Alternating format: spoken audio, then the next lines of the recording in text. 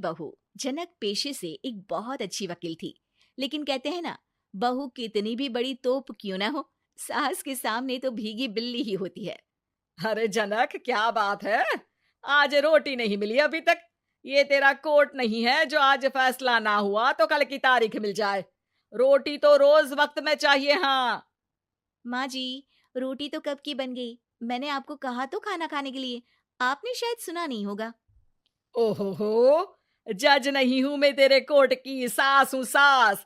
कोई दलील फालतू की मत देना यहाँ। बहुत जानती हूं मैं इन वकीलों को। अपनी बात ऊपर रखने के लिए झूठ बोलने में जरा भी नहीं सोचते।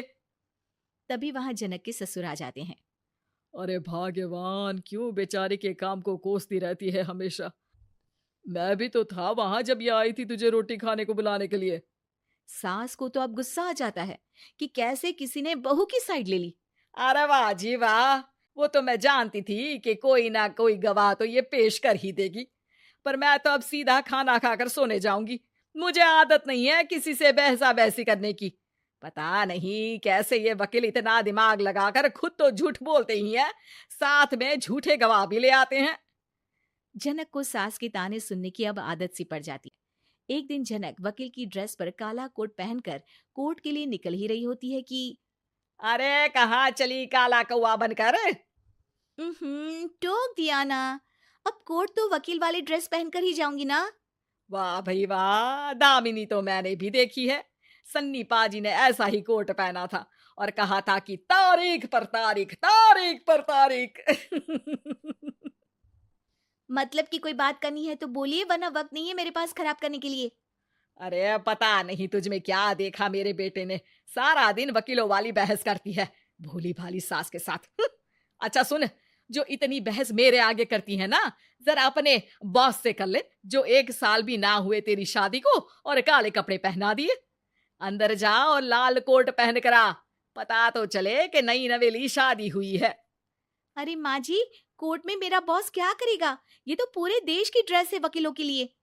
लेकिन सास तो ठहरी सास। अच्छा, तो कोई जरूरत नहीं है 2-4 साल कोर्ट जाने की। शादी थोड़ी पुरानी हो जाए तब इजाजत दे दूंगी मैं तुझे काले कपड़े पहनने की। अब क्या था, मन मारकर जनक को लाल रंग का कोट पहनकर कोर्ट जाना पड़ता है। उसके जाने के बाद आहा, बढ़िया, ये पूरे देश की ड्रेस की बात करने वाली। अरे पहना दिया ना लाल कोट। अब सास आए दिन या तो जनक को उसके काम का ताना देती, या फिर उसका काम छुड़वा देने की धमकी। तंग आकर एक दिन जनक पति से कहती है, मैं सोच रही हूँ कि कोर्ट जाना बंद ही कर दूं।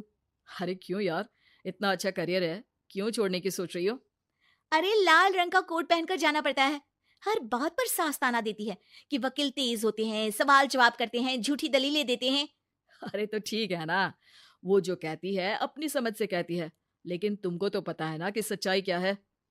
जनक को पति की बात से हौसला मिलता है कि तभी घर पर कुछ लोग आ जाते हैं। अरे आइए आइए पंच साहब, कैसे आना हुआ?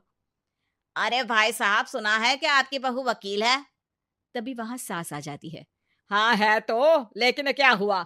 फिर कहीं बहस कराई क्या? अरे हम तो खुद दुखी है उसके व्यवहार से। अरे भाभी जी, आपको तो पूरा मोहल्ला जानता है कि आप कितना बोलती है। फिर हम यहाँ बहू रानी की कोई शिकायत नहीं, बल्कि अपनी परेशानी लेकर आए हैं। ससुर जी खुश हो जाते हैं। हाँ हाँ, मैं अभी बहू को बुलाता हूँ। जनक वहां आती है, सबको नमस्ते करके बैठ जाती है। बहू रानी, हमारे गांव में बड़ी मुसीबत आ गई है। अब तो पूरे गांव की जिम्मेदारी मानो तुम्हारे कंधों पर है। अरे ना ना, इससे तो घर की जिम्मेदारी पूरी नहीं होती, ये गांव की जिम्मेदारी क्या लेगी? भाभी जी, आप चुप हो जाओ। यहाँ पढ़े लिखे लोगों की बात हो रही है। आप जाओ, जरा रसोई से सबके लिए चाय लेकर आओ। मैं कॉफी लूंगी। हाँ हाँ, वकील साहिबा के लिए कॉफी। सास सर पैर सब पटक कर वहां से निकल जाती है। बहू, गांव में पानी नहीं आ रहा है। पड़ोसी राज्य ने हमारा पानी रोक रखा है।